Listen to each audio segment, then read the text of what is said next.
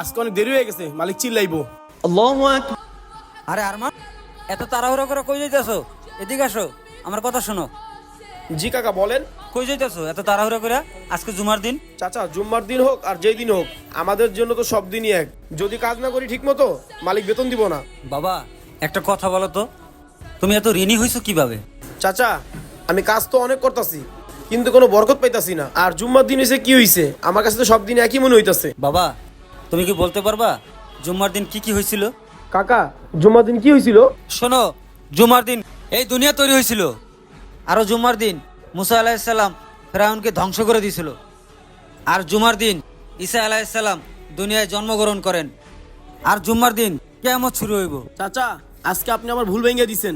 আজকে থেকে আমি 5 ওয়াক্ত নামাজ পড়বো। হে আল্লাহ, আপনি আমাদের সকল মুসলমানদেরকে 5 ওয়াক্ত নামাজ পড়ার তৌফিক দান করুন। আমিন। আল্লাহ তোমাকে বোঝার তৌফিক দান করুক। চলো আজকে জুমার নামাজটা পড়ে আসি।